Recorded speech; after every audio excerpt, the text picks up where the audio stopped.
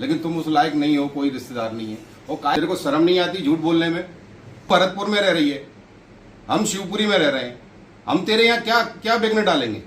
ठीक है, अब तू जो कर, अब तुझे यहाँ कोर्ट में, और जब मैं घसीटूंगा जब तो तुझे पता चलेगा। कोर्ट में मतलब केस डाल दिया, कितना मतलब स्ट्रगल कर रहे हैं मेरे लिए, मुझे पागल घोषित कर दिया, मैंने मानहानि कर दी, ना जाने कौन कौन से धाराएं मेरे ऊपर, बहुत सारी धाराएं लगी हुई हैं, उसमें बहुत सारी धाराएं लगा दी हैं। कोई बात नहीं, लड़ेंगे, केस भी लड़ेंगे। आप अपने बेटे के लिए फाइट करते हैं ना जब आपको आता है। और कौन थी जो अलका थी, उन्होंने कितना साथ दिया, जबकि मैं तो उनके साथ खड़ी हुई थी।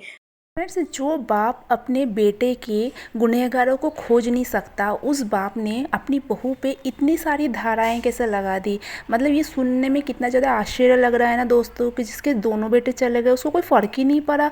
जबकि जब बहू की बात आती है, बहू अपनी ज़िंदगी अपनी मर्ज़ी से थोड़ा जीना क्या चाहती है, तो ससुर के तन बदन में इतनी ज़्यादा आग लग जाती है, क्योंकि बहू उस घर से आ जाती है जहाँ ससुर अपना मतलब जो इच्छा वो करते थे, चाहे वो मारपीट हो, चाहे वो गाली गलौज हो, चाहे वो गलत नज़र हो, कुछ भी, जहाँ ससुर के अरमान पूरे नहीं हो सके तो उन्होंने बहू पे इतनी सारी धाराएं लगा दी।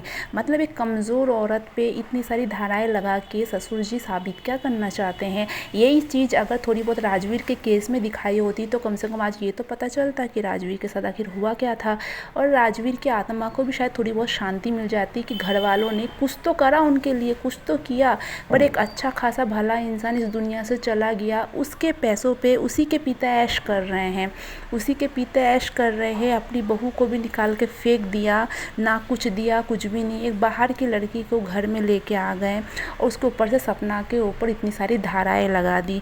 तो कौन मतलब क्या समझाएं और क्या बोले उस इंसान को। अपने आप को सही साबित करने के लिए उन्होंने सपना पे धाराएं लगा दी, क्योंकि सपना ने उनकी पोल पट्टी जो सोशल मीडिया पे खोल दी थी कि उनकी